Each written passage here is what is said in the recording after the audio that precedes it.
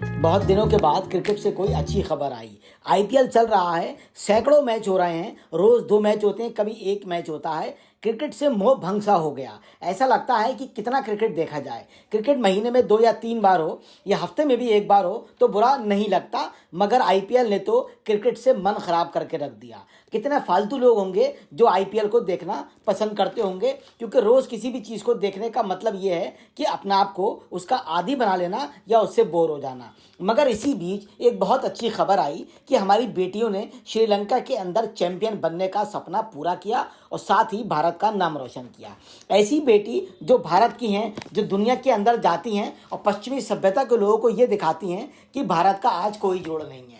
लोग मानते थे कि बेटियों का हिंदुस्तान में कोई स्थान नहीं होता, लेकिन उन्हीं बेटियों ने श्रीलंका के अंदर जाकर श्रीलंका को रौंद डाला और लंका पर विजय प्राप्त कर ली। लंका पर जब कोई विजय प्राप्त करता है तो मन प्रफुल्लित हो जाता है, क्योंकि भगवान श्री राम ने भी लंका पर विजय प्राप्त की थी और लंकापति नरेश अहंकारी रावण को हराया था। जब लंका ने बेटियों ने जीता तो ऐसा ही वो सीन याद आता चला गया। त्रिकोणीय सीरीज के फाइनल में श्रीलंका को 97 रन से भारत की बेटियों ने रौंद डाला और चैंपियन बन गईं।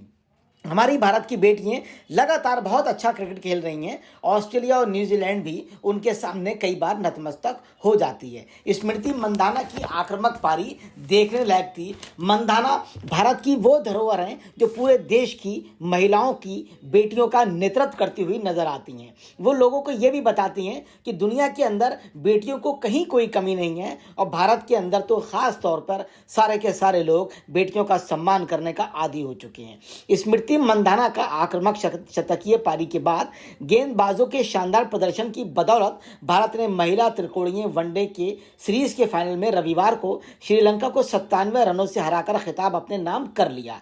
जैसे कि उम्मीद थी, भारत की बेटियां बहुत अच्छा खेलेंगी और उतना ही अच्छा खेल भी दिखाया। उमस भरा मौसम, प्रचंड गर्मी के बीच उस मौसम से जूझते हुए बेटियों ने वो कलात्मक खेल दिखाया कि दुनिया और श्रीलंका देखती रह गई। 101 गेंद पर 116 रन की शानदार पारी खेलते हुए मंदाना ने श्रीलंका को नतमस्तक अपने आगे कर दिया। भारतीय उप कप्तान स्मृति मंदाना ने फाइनल में अपनी पारी के दौरान 15 चौके और 2 छक्के लगा दिए। यानी 15 चौकों का मतलब हो गया 15 × 4 60 रन और 2 छक्कों का मतलब 12 72 रन तो उन्होंने चौके छक्कों से ही जड़ डाले। जब स्मृति मंदाना का खेल देखने को मिलता है तो ऐसा लगता है कि भारतीय पुरुष टीम में भी ऐसा कोई बल्लेबाज नहीं होगा। ऐसा लाजवाब खेलना वो भी भारत की बेटी के द्वारा मंत्रमुग्ध कर देता है। भारत ने पहले बल्लेबाजी करते हुए 7 विकेट पर 342 रन का बड़ा स्कोर खड़ा कर दिया। भारत ने पहले बल्लेबाजी भी की और इतना बड़ा स्कोर खड़ा करना कोई मामूली बात नहीं होती है। मगर इस बड़े स्कोर को खड़ा करने में स्मृति मंदाना का कितना बड़ा हाथ है, ये भी आप जानते हैं। इसने राणा के 4 और अमरजीत कौर के 3 विकेट से श्रीलंका की पारी 48.2 ओवर में 245 रन पर सिमट गई। यानी कि 97 रन से श्रीलंका को भारत ने रौंद डाला और ऐसा रौंदा कि श्रीलंका खड़े होने की स्थिति में भी नहीं रहा। श्रीलंका के लिए कप्तान चमारी अट्टापट्टू ने सबसे ज़्यादा 66 गेंद 51 रन का योगदान दिया। नीलाक्षी डिसल्वा ने 48 रन की भी लाजवाब पारी खेली। शहसवारी गिरते हैं मैदान जंग में, वो तिफ्न क्या गिरेंगे जो घुटनों के बल चलें। मंदाना को जीवन दान मिले और जीवन दान इतने बड़े खिलाड़ी को देने का मतलब होता है कि अपना जीवन खतरे में डाल लेना। ऐसा ही श्रीलंका के साथ हुआ। मंदाना ने 21 रन पर मिले जीवन दान का भरपूर फायदा उठाया और उठाना ही भी चाहिए। अगर ईश्वर ने एक मौका आपको दे दिया तो इसका मतलब यह है कि वो आपसे कुछ अच्छा कराना चाहता है और मंदाना इस बात पर खरी उतरती चली गई। मंदाना को 21 रन पर जीवन दान मिला और उसका उन्होंने ऐसा लाभ उठाया। अट्टापट्टू के विरुद्ध लगातार 4 चौके जड़कर वनडे कैरियर का 11वां शतक भी पूरा कर लिया।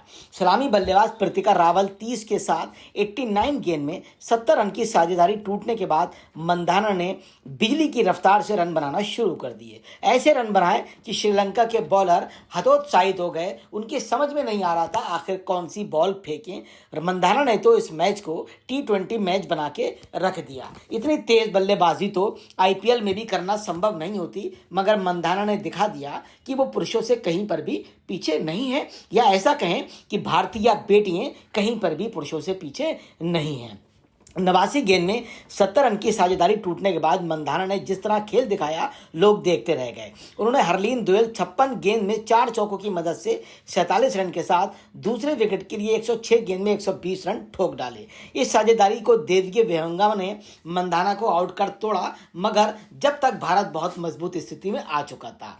हरमनप्रीत और जे मिमन ने बहुत तेजी से रन जुटाए। मंधाना ने आउट होने से पहले बड़े स्कोर की नींव रख दी थी और उसी नींव पर भारतीय बेटियां चढ़ती चली गईं और बिल्कुल बुर्ज खलीफा जैसा स्कोर खड़ा कर डाला। कप्तान हरमनप्रीत कौर और जेमिमा रोड्रिग्स ने इसके साथ तेजी से रन जुटाए, लेकिन दोनों अर्धशतक पूरा करने से चूक गईं। आप जानते हैं कि जब भी कोई शुरू के बैट्समैन अच्छा स्कोर कर देते हैं तो बाद के बैट्समैन भी उस स्कोर को प्लस करते हुए चले जाते हैं। इस मैच में भी निसंदेह ऐसा ही होता चला गया। हरमनप्रीत ने 30 गेंद में 4 चौके और 1 छक्के की मदद से 41 रन की लाजवाब पारी खेली, जबकि दक्षिण अफ्रीका के विरुद्ध 123 रन बनाने वाली जेमिमा ने 29 गेंदों पर ताबड़तोड़ पारी में 4 चौकों की मदद से 44 रन ठोक डाले। दीप्ति शर्मा ने 14 गेंद पर नाबाद 20 रन बनाए और अमरजीत कौर ने 12 गेंद पर 18 रन की आक्रामक रवैया जारी रखा, जिससे भारत ने आखिरी 10 ओवर में 90 रन बटोरकर स्कोर को 340 रन के पार ले जाने में सफलता हासिल कर ली। श्रीलंका के लिए सुगंधिका कुमारी सबसे सफल गेंदबाज रहीं। उन्होंने 59 रन देकर 2 विकेट लिए और विहंगा ने 69 रन पर 2 विकेट और मालाकी मदारा ने 74 रन पर 2 विकेट लिए और उनको भी 2-2 से सफलता हासिल हुई। पहले ओवर में ही श्रीलंका को भारत ने बड़ा झटका दे दिया था। श्रीलंका ने बड़े लक्ष्य का पीछा करने की शुरुआत की, लेकिन इतने बड़े लक्ष्य का पीछा करना संभव नहीं होता, वो भी भारतीय बेटियों की बॉलिंग के सामने तो बिल्कुल भी संभव नहीं था। मगर श्रीलंका ने जैसे ही प्रयास शुरू किया तो पहले ओवर में उन्हें बड़ा झटका लग गया। श्रीलंका ने बड़े लक्ष्य का पीछा करते हुए पहले ओवर में ही अमनजीत की गेंद पर हसनी परेरा शून्य का विकेट गंवा दिया और श्रीलंका वहीं से बैठना शुरू हो गई। अट्टापट्टू और विस्मी गुणारत्ने ने 41 गेंद में 36 रन दूसरे विकेट के लिए तेजी से रन जुटाए। हरमनप्रीत ने इसके बाद गेंद दीप्ति को थमाई, जिन्होंने रन गति पर ब्रेक लगा दिया। इसका फायदा अमनजीत ने परेरा को आउट करके उठाया।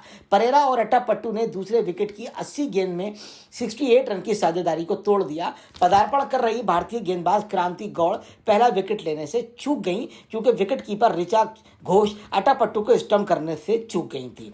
क्रांति इसके बाद अपनी ही गेंद पर नीलाक्षी का कैच टपका दिया। हालांकि अट्टापट्टू अपना अर्धशतक पूरा करने के बाद राणा की गेंद पर बोल्ड हो गई थी।